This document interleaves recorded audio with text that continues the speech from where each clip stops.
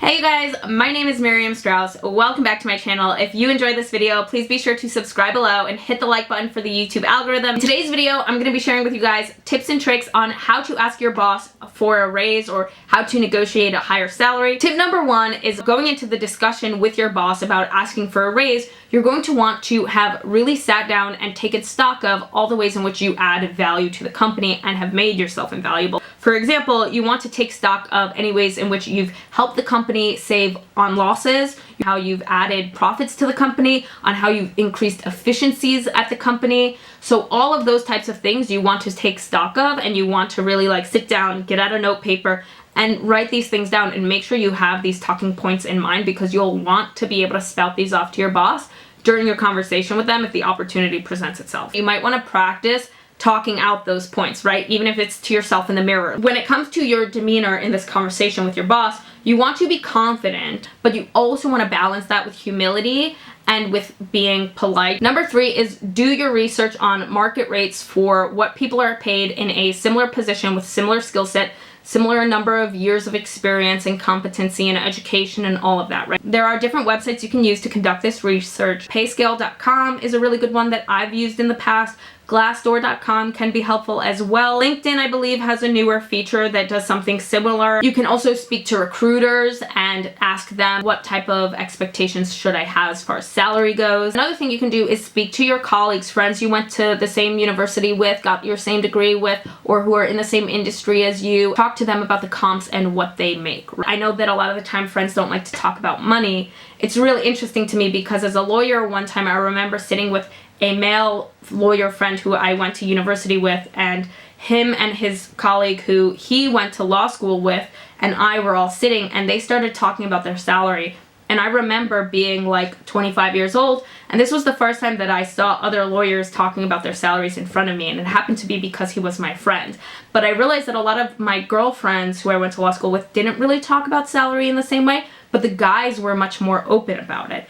And it was a really interesting thing to see because it made me think like this transparency about salary among men maybe allows them to know like what their worth is more, and to like push their employer a little bit more to ensure that they're getting paid commensurate with their value. But for us women, for some reason, there's a little bit less transparency that we have with one another usually. And it was in that year that I had that conversation with that friend that then the colleague who I sat with over at work, and I remember at one point saying to her like, hey, I don't mean to overstep here, but do you mind if I ask you like, how much do you make, right? And it was my first time having that conversation with someone that I worked with who was in a pretty similar position to me. And it was a really eye-opening experience for us to be able to share this information and compare notes a little bit. And it was the first time I ever did that with a colleague, and I cannot tell you how instrumental that was in terms of me understanding what my expectations should be for my salary. So I do think that if you have people in your life, whether you work with them or whether they work in similar capacities at a different company, but they're friends of yours, for you to compare notes with those people, it really is helpful to you, it's helpful to them.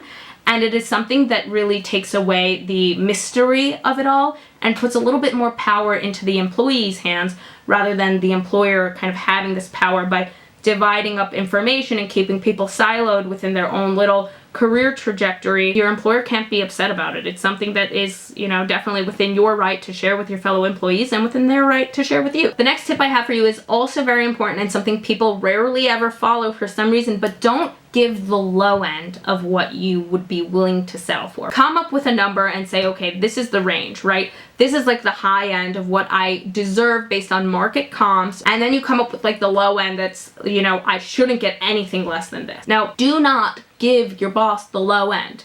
Don't do it. Give them the high end of what you deserve based on the research that you've done, and explain, well, based on this data that I've gotten from these different sources, right?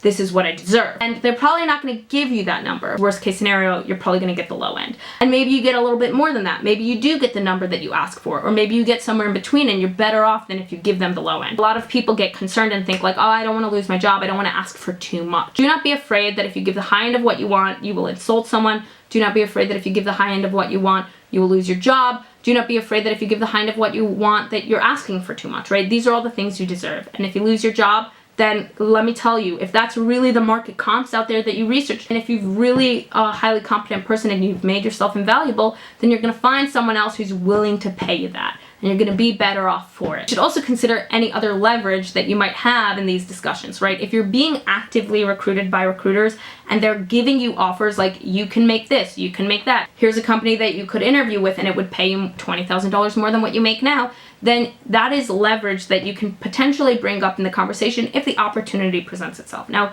you want to be careful about using this type of leverage. For example, if you said, I happen to actually actively receive inquiries from recruiters who have told me that they want me to interview for certain positions that make X, Y, or Z, and I actually haven't taken any of those opportunities to go to any of those interviews because I really enjoy my job here. I really want to continue to grow here. But, you know, if we can get to a point where I can make that here, then I definitely see myself staying here long term. That's actually going to be a positive for them, right? They're going to think like, wow, you're really loyal. So they will really appreciate that depending on the way you frame it. Now, another tip to remember here is if you end up having to settle for the low end of what is like the absolute lowest you would accept, because they're just simply unable to come up any higher than that, then what you definitely should do as a placekeeper in that conversation is say to them, okay, but you know, if I'm going to accept this offer, I want to reserve my rights to revisit this conversation at next year's annual performance review or something like that. It's because if you don't tell them in advance that you plan